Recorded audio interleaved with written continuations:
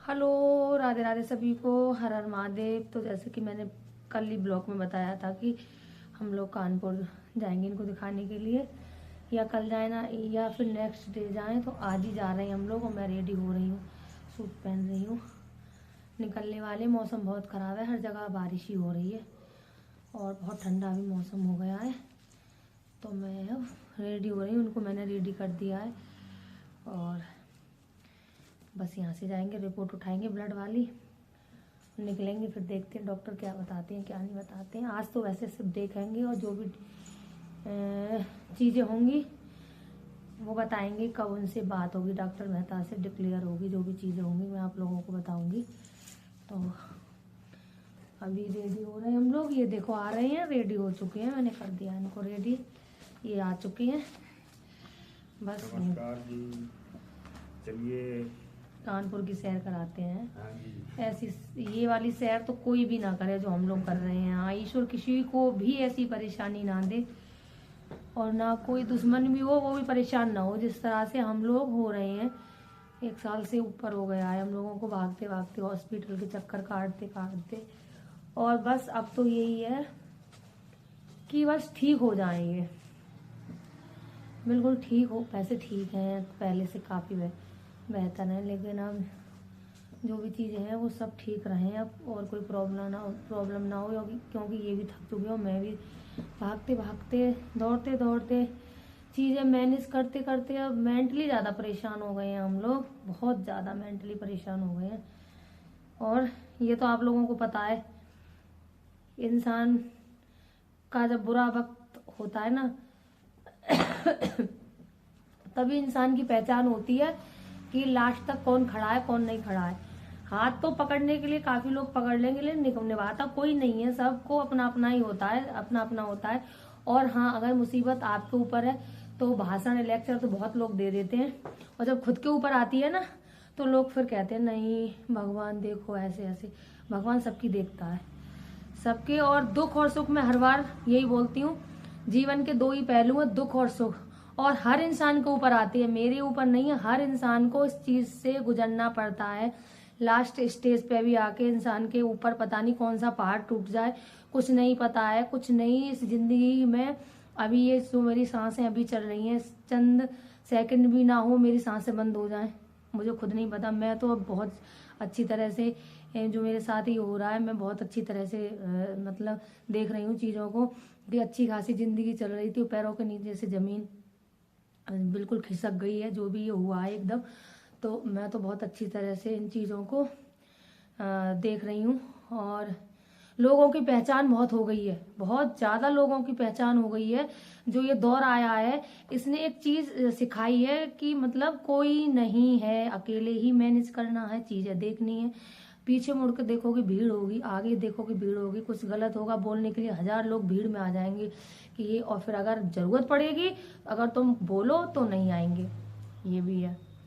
तो स्ट्रांग होना चाहिए हर किसी को, और मेरे पति ने मुझे बहुत स्ट्रांग बना दिया है, बहुत स्ट्रांग, बहुत चीज़ें मुझे सिखाई हैं और सीख भी रही हूँ मैं उनसे। और पहले तो ऐसे ही निकाल देती थी मैं, लेकिन अब बोलती ना जब ठोकर लगी तब चीज़ें समझ में आती हैं। तो मेंटली वो मुझे बहुत स्ट्रांग बनाते हैं, बहुत बोलते हैं, चीज़ें बहुत स्ट्रांग बनाते हैं।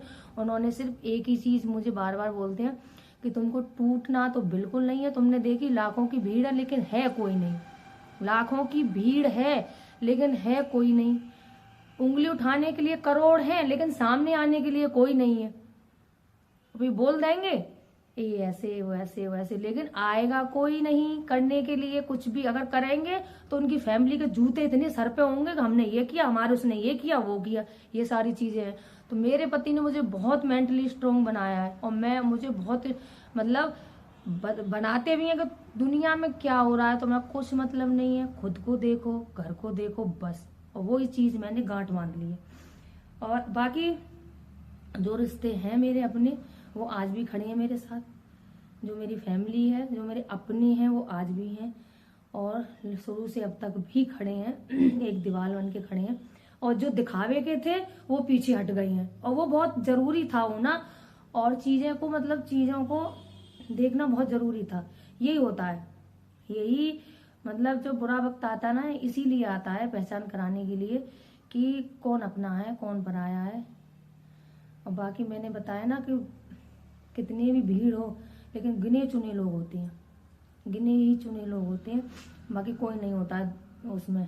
और मुंह चलाने के लिए काफ़ी होती हैं। लेकिन एक बात तो क्लियर है कि जो भी मुंह चलाता या किसी के ऊपर बोलता है, आज नहीं 10 साल बाद, 10 साल बाद नहीं 20 साल बाद, या किसी के तुरंत ही कर्मा वापस आता है और आएगा। इसको कलयुग बोलते हैं, कर्मा आएगा, बिल्कुल आएगा, बिल्कुल आएगा।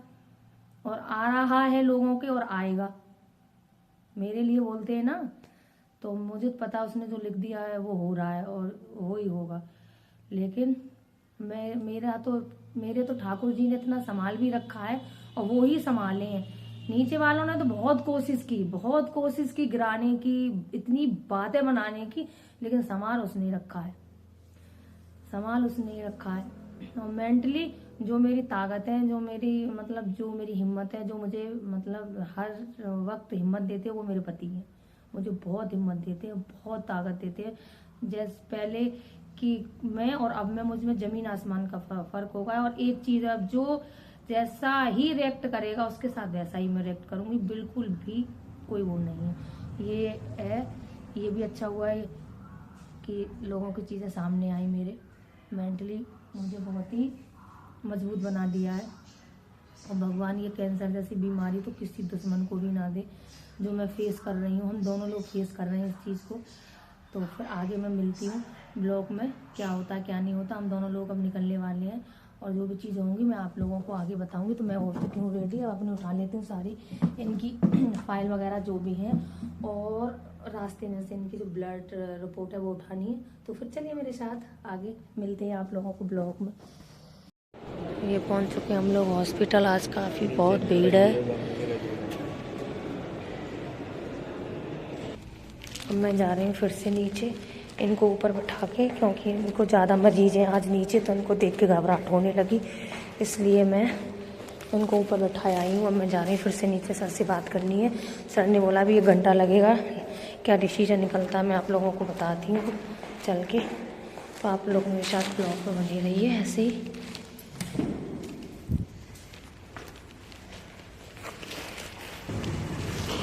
तो अभी सर को लगेगा यहाँ आधा पौन घंटा। मैं यहाँ आई थी तो उन्होंने बुलाया भी, सर किसी का सिटी स्कैन करा रहे हैं, तो इसलिए अभी मुझे वेट करना पड़ेगा आधा पौन घंटा। तो चलो वेट करते हैं, क्या करें फिर, वेट के अलावा कुछ है ही नहीं।